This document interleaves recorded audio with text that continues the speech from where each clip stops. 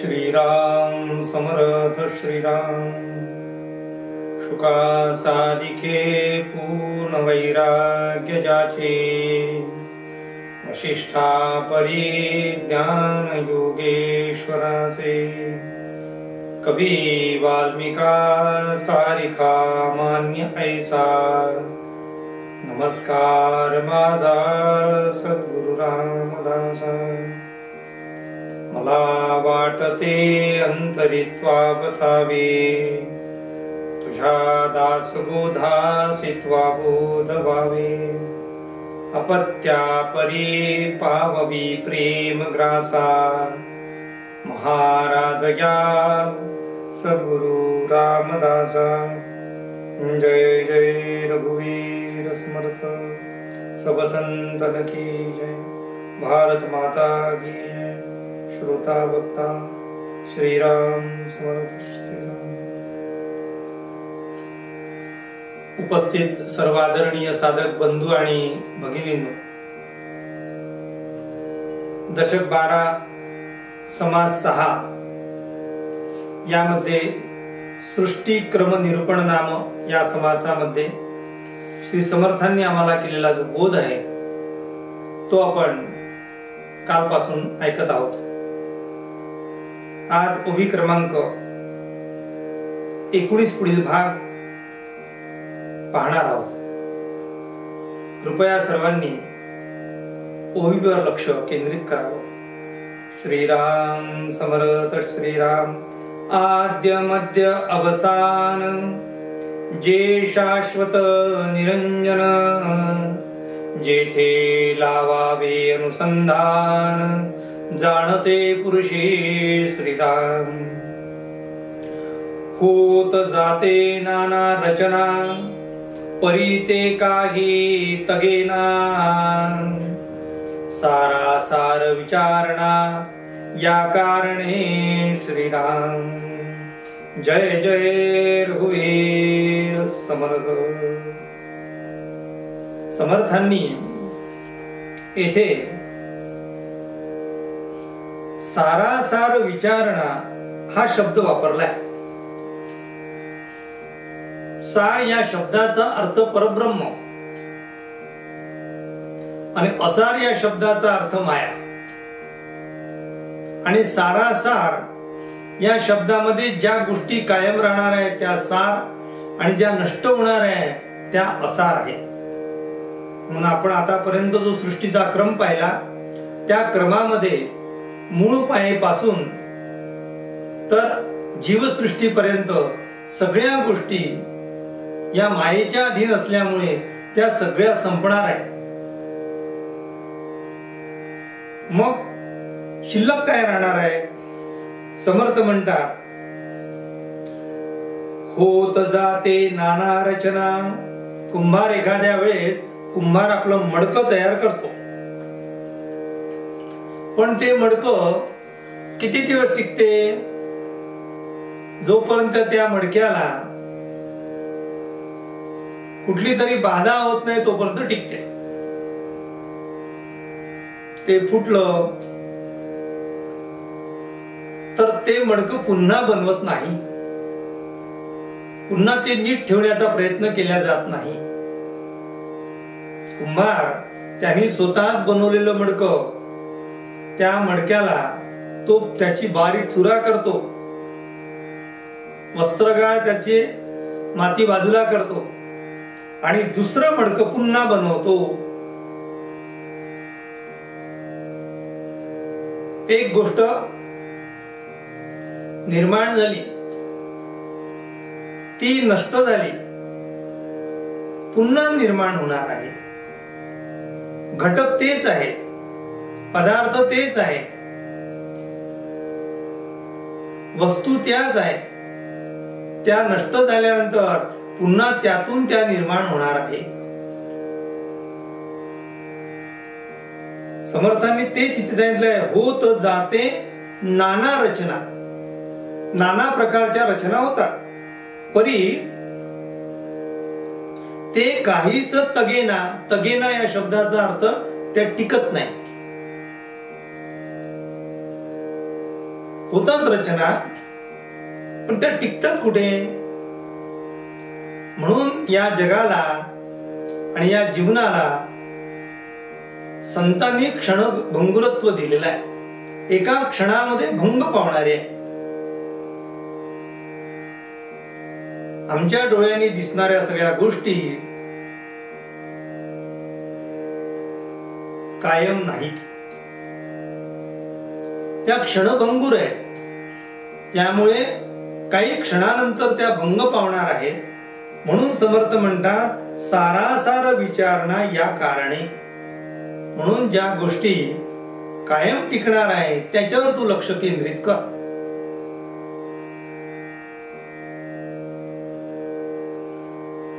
लहान मुलाला आपल्या खेळामध्ये खूप आवड असते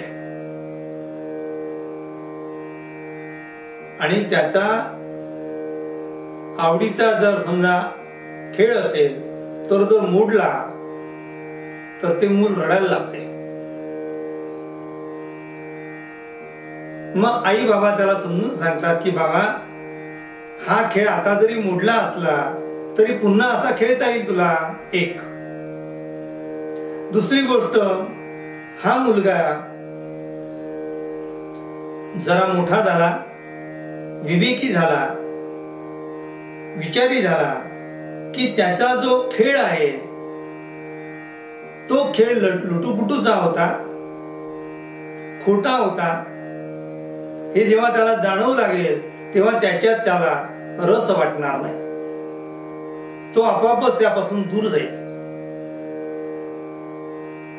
तसं साधकाला हा संसार ही सगळी माया आहे, ही भगवंताची एक लीला आहे, हा एक भगवंताचा चमत्कार आहे. हा कायम नाही आहे, हा संपून जाणार आहे. हे त्याच्या लक्षात आल्यानंतर तो या खेळात रमणार नाही. म्हणून समर्थ म्हणतात सार काय आहे त्यावर तू लक्ष केंद्रित कर. जे असार आहे त्याला तू सार समजल्यामुळे आणि असारे नष्ट होणार असल्यामुळे तुला सुख दुःखाची जाणीव होते. म्हणून तुझं लक्ष जर सार असेल तर तुला दुःख होण्याचं कारण नाही. आणि असाराला जर तू सार समजलं, असाराला जर तू खरं समजलं तर ते नष्टच होणार आहे. त्यामुळे त्यातून तुला सुख मिळण्याच्या ऐवजी दुःख प्राप्ती होईल. म्हणून तू काय कर, द्रष्टा साक्षी अंतरात्मा सर्वत्र बोलते महिमा परी हे सर्व साक्षिणी अवस्था मा प्रत्येक पावी श्रीराम. आमच्या अंतरामध्ये तो भगवंत वास करतोय आणि आम्ही साक्षी होऊन पाहावं. त्याला सर्व साक्षिणी म्हटलंय. त्याचे दोन्ही बाजूने आपण अर्थ पाहू शकतो.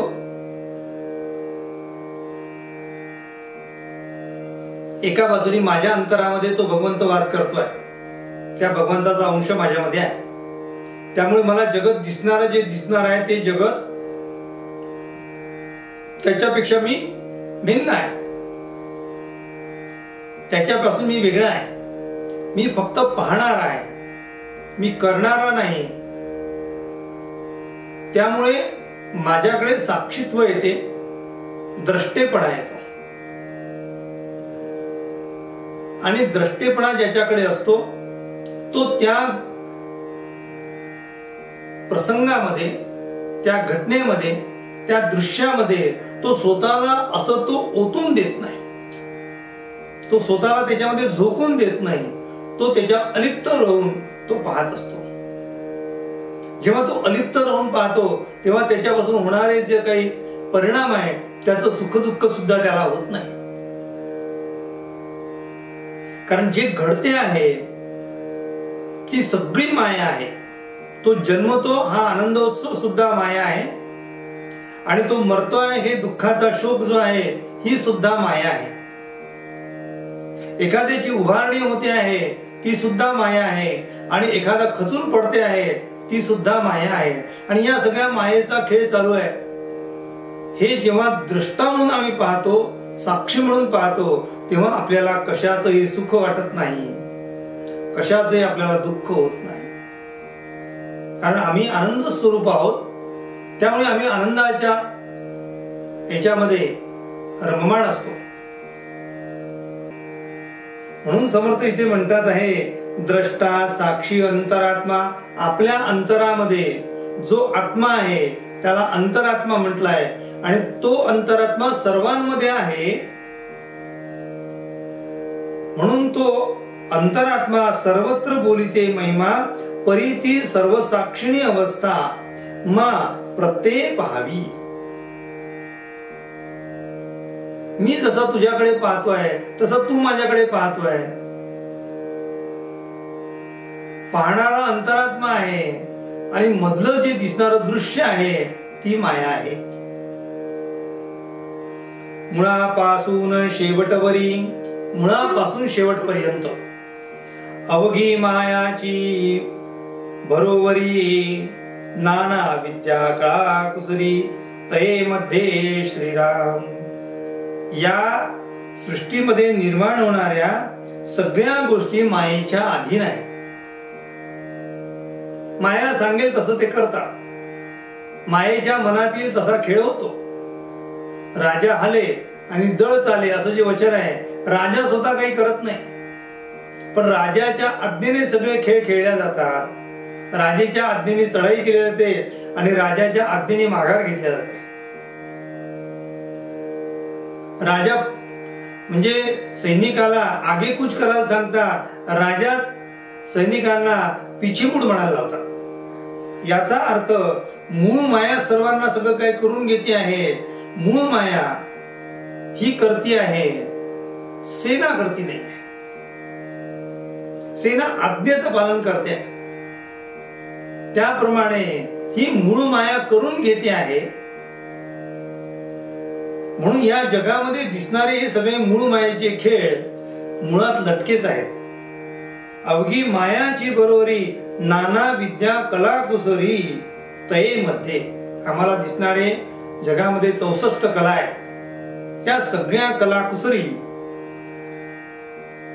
कला कौशल्य हे सगळं मायेच्या अधीन आहे. आणि त्याला कला कुसरी का म्हटलं, मायेच्या अधीन का म्हटलं? कारण त्यांना अस्तित्व क्षणभंगुरच आहे. अस्तित्व क्षणिक आहे. क्षणिक ते चांगलं वाटते, दुसऱ्या क्षणाला ते नष्ट होते आहे. पाकसिद्धी केली, उत्तम स्वयंपाक तयार केला, जेवण केलं, स्वयंपाक संपला, मग जे निर्माण झालं होतं ती माया होती. गोड वाटलं ती पण मायाच आहे. ज्या ज्या कला या जगात आहे त्या सगळ्या मायेच्या अधीन आहेत, आणि मायाच मुळामध्ये ही खोटी आहे, ती नष्ट होणारी आहे. म्हणून समर्थ पुढे म्हणतात, जो उपाधीचा शेवट पावेल त्यास ब्रह्म ऐस कैसे वाटेल, जो उपाधी मध्ये अडकेल त्यास काढता कवळ श्रीराम. उपाधी मध्ये अडकला की तो संपला. उपाधीतून पलीकडे गेला म्हणजे तरला.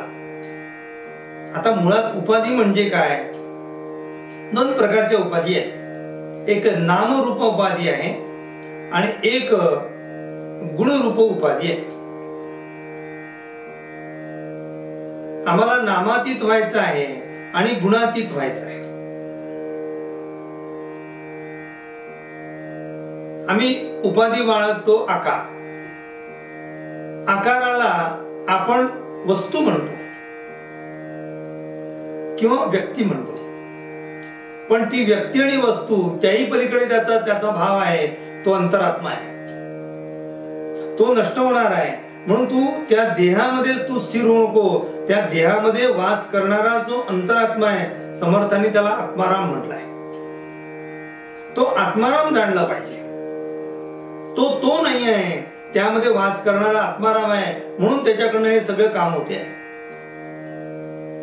मग उपाधीमध्ये अडकू नको, उपाधीच्या पलीकडे जा.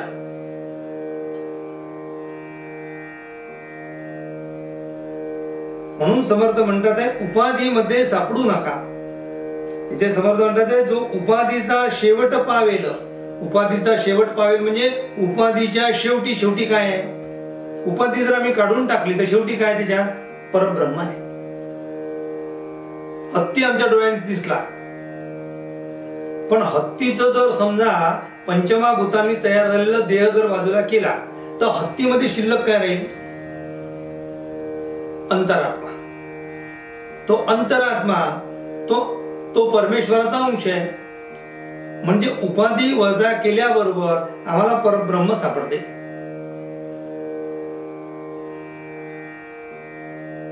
दुधामध्ये तूप आहे की नाही?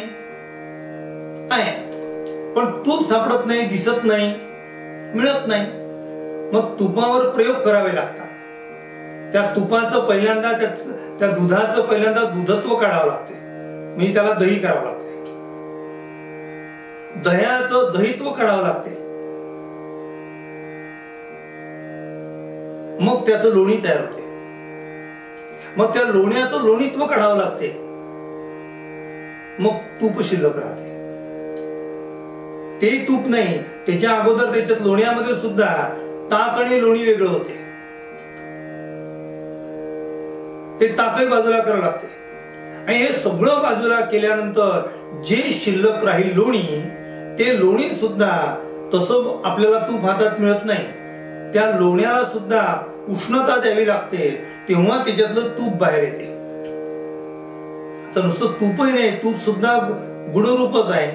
त्या तुपामध्ये असलेले जे काही गुण आहेत, जे आम्हाला शरीराला पुष्ट करणारे आहे, ते घटक आम्हाला पाहिजे असतात. ते सेवन केले की शरीर आपल्याला त्यातला जो घटक पाहिजे तो घेऊन घेते, बाकीच्या पुन्हा काही गोष्टी टाकून देते. म्हणजे शेवटी सार स्वरूपामध्ये त्यातला जो मुख्य अंश आहे तो आपण घेतो. तसं उपाधी एक एक टाकत गेली. दुधाची उपाधी टाकली, दह्याची उपाधी टाकली, नंतर विरजणाची उपाधी टाकली, नंतर लोण्याची उपाधी टाकली, तूप शिल्लक राहिलं. तसं माणसाची जी उपाधी आहे ते देह टाकला. त्या देहामध्ये 5 प्रकारचे घटक आहेत, आप, तेज, वायू, आकाश आणि पृथ्वी. हे सगळे टाकून दिले, शिल्लक काय राहील? जसं याच्यात तूप शिल्लक राहील, तसं याच्यामध्ये शिल्लक राहील तो अंतरात्मा. तो अंतरात्मा घ्या, तो भेटला म्हणजे तुम्ही उपाधी रहित झाले.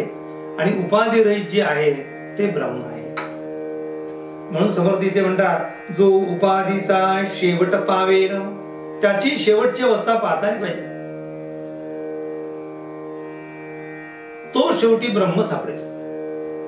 त्यास ब्रह्म ऐसे वाटेल, त्यावेळेस त्याच्या लक्षात येईल की बाकी सगळ्या गोष्टी ब्रह्म आहेत. या जगातला आम्ही जर विचार केला, नजर टाकली, तर या जगात ज्या ज्या गोष्टी नष्ट होणाऱ्या आहेत त्या त्या एक एक काढून घेतल्या, तर शेवटी शिल्लक काय राहील? तुम्ही म्हणा शेवटी काही शिल्लक राहणार नाही. जे शिल्लक राहणार नाही असं वाटते पण असते, त्याचं नाव ब्रह्म आहे. जो उपाधीमध्ये अडकेल, परंतु आम्ही उपाधीत अडकलो. हा काळा, हा गोरा, हा उंच, हा सुंदर, हा कुरूप, हा गुणवान, हा अगुणी, दुर्गुणी, या उपाधीत आम्ही अडकलो आहे. हा ग्रॅज्युएट, हा पोस्ट ग्रॅज्युएट, उपाधीत अडकले आहे. परंतु शेवटी त्या उपाधीत अडकला की त्याला कोण काढणार आहे? मी ठरवू शकतो मला उपाधीत अडकायचं की उपाधीच्या बाहेर निघायचं. उपाधी तुम्ही स्वीकारली पाहिजे, टाकली पाहिजे. उपाधी ती ईश्वर निर्मित आहे. उपाधी ईश्वर निर्मित आहे, पण उपाधी आमच्या विवेकाच्या सामर्थ्यावर त्या उपाधीचा आम्ही शेवट केला पाहिजे. ती उपाधी टाकली पाहिजे. म्हणून समर्थ म्हणतात आहे विवेक प्रत्याचे कामे कैसी घडतील अनुक्रमे सारासार विचाराचे संभ्रमे पाबिजे ब्रह्म श्रीराम. सारासार विचार केला की विवेकाच्या माध्यमातून आम्ही परब्रह्म प्राप्त करू शकतो. ब्रह्मांडाचे महाकारण, या ब्रह्मांडीचं महाकारण काय आहे? मूळ माया. ब्रह्मांडीचे महाकारण ते मूळ माया जाण, अपूर्ण असं म्हणती ब्रह्मपूर्ण विवेकहीन श्रीराम. म्हणून या ब्रह्मांडाला आम्ही पाहतो आणि यालाच आम्ही ब्रह्म म्हणतो. समर्थ म्हणतात त्याला विवेकहीन म्हणतात. अरे हे नष्ट होणार आहे, हे अवघं ब्रह्मांड नष्ट होणार आहे. ही ब्रह्माची लीला आहे. हिला जर तुम्ही ब्रह्म म्हणता तर कसं होईल? ब्रह्म निराळ आहे, निर्माता वेगळा आहे आणि चित्रपटामध्ये काम करणारे जे कलाकार आहेत ते निराळे आहेत. आणि जे तुम्हाला चित्रात दिसतात ते तर नक्कीच निराळे आहेत. म्हणून ते वेगळे आहेत. त्या ब्रह्माला ओळखा. या तुमच्या बाहेरच्या खेळाला पाहू नका. सृष्टीमध्ये बहुजन एक भोगती नृपासन, एक विष्टा टाकती जाण, प्रत्यक्षात श्रीराम. ऐसे उदंड लोक सती, आपणास थोर म्हणती, परी ते विवेकी जाणती, सकल काही श्रीराम. जगामध्ये अनेक लोक आहेत, प्रत्येकाचा अधिकार भिन्न आहे आणि त्या अधिकाराप्रमाणे भिन्न असताना सुद्धा मी स्वतःला मोठा म्हणतोय. परंतु तू स्वतःला मोठा म्हणतो पण तू विवेकहीन आहेस. ब्रह्मांडालाच तू ब्रह्म म्हणतो आहेस. ब्रह्माने ब्रह्मांड निर्माण केला आहे. ते उपाधी टाकून दे आणि मग ब्रह्मापर्यंत पोच. समर्थ म्हणतात लहान सहान काम करणारी यांनी स्वतःला जर राजा म्हटलं तर चालेल का हो? राजा भिन्न आहे. मी माझ्या घरचा राजा होऊ शकतो स्वतःला, लोक तुम्हाला म्हणणार नाही. जेव्हा लोक तुम्हाला राजा म्हणतात याचा अर्थ तुम्ही सिंहासनाधिष्ठित पाहिजे. सिंहासनाधिष्ठित असणे याचा अर्थ ब्रह्माला जाणणे. ब्रह्माला जाणणारे वेगळे आहेत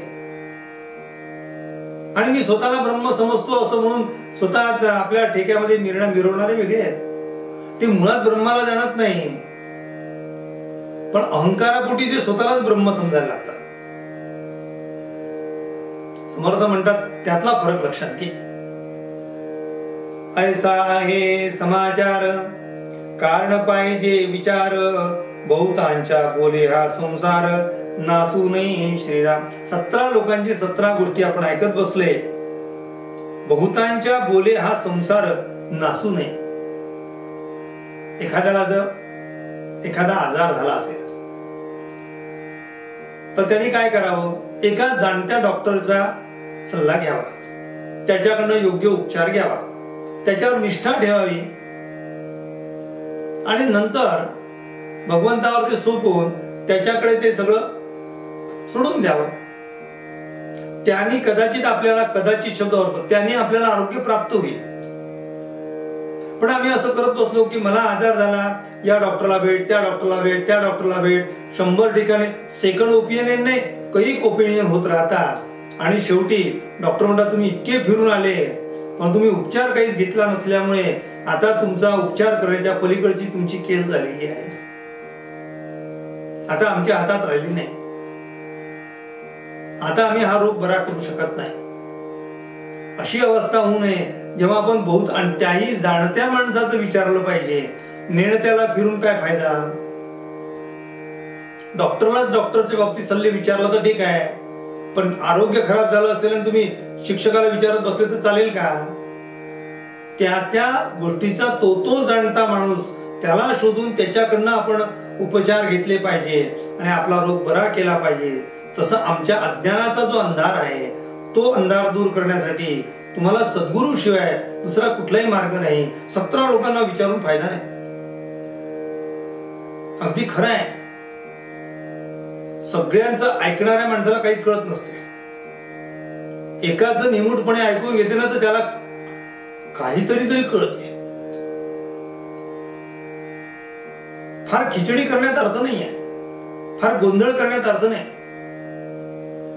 लोक गाडावर पुस्तक वाचतात आणि काय आहे पुस्तकात म्हटलं तर म्हणतात पुस्तक चांगलं आहे, समजलं काय बाबा? काहीच समजलं नाही. 10 लोकांच्या 10 गोष्टी ऐकतात, घरी आल्यावर त्याला कसं कसं काहीच आठवत नाही.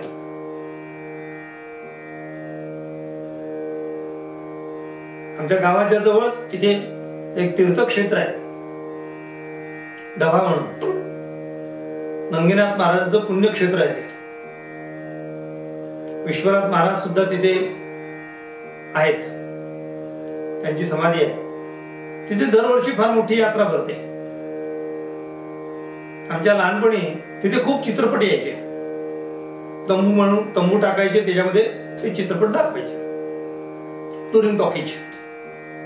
एका रात्रीमध्ये 3-3 चित्रपट पाहणारे लोक होते. सकाळी विष्णू गाव, तुम्ही काल चित्रपट किती पाहिले? 3 पाहिले. मग त्याला विचारलं, कारण या चित्रपटामध्ये काय स्टोरी आहे, त्या चित्रपटात काय स्टोरी आहे? तर तो काय करतो, त्या चित्रपटातली जी स्टोरी आहे, हिरोईनचं जे एक वाक्य आहे, तो या चित्रपटातल्या टाकतो आणि इकडचं तिकडे टाकतो, आणि शेवटी त्याचीच खिचडी होते. तोंड मी 3 पाहिले हो, तेव्हा कळले होते, आता मला काहीच कळत नाही. ते सगळे सरमिश्र झाले. 9 तास पाहत बसलो, मला त्यातलं काहीच कळलं नाही. एकच हातात घ्या, त्याचं चिंतन करा, मनन करा, आणि मग त्यातून आपल्याला काही अडलं असेल तर मग तो विचारून, ते जाणून, स्वतः अभ्यास करून त्यातून मार्ग काढा. म्हणून समर्थ इथे म्हणतात, बहुतांच्या बोले हा संसार नासू नये. अनेकांच्या बोलण्याने आपला संसार नासू देऊ नये.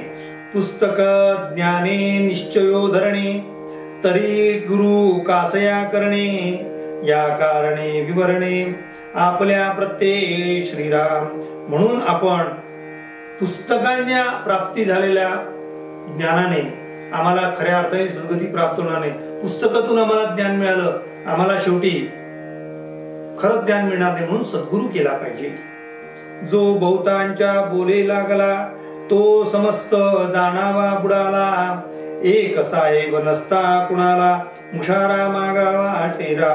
इति श्री दासबोधे गुरु शिष्य संवादे सृष्टी क्रम निरूपण नाम समास षष्ठम. श्रीराम श्रीराम समर्थ श्रीराम. अशा प्रकारे एकच गुरु पकडा, एकच एकाला तुम्ही शरण जा. तसा एकच मालक आहे, आम्ही त्याच्याकडे चाकरी केली तर त्याला आम्ही मुशारा म्हणजे पगार मागता येईल. आम्ही 17 ठिकाणी काम करत असोय तर आम्हाला पगार कोणी देणार नाही. त्याप्रमाणे एकाची काळ जरा. राहिलेला भाग उद्याच्या निरूपणात. समाज संपला, झाले साधनाचे फळ वाचावे. पुढची एक ओळी वाचून ग्रंथ अखंड ठेवावा. उपासनेला दृढ चालवावे, भूदेव संतासी सदा नमावे. सत्कर्म योगे वय घालवावे, सर्वामुखी मंगल बोलवावे. जय जय रघुवीर समर्थ, सब संतन की जय. भारत माता की जय. श्रोता भक्ता श्रीराम समर्थ श्रीराम.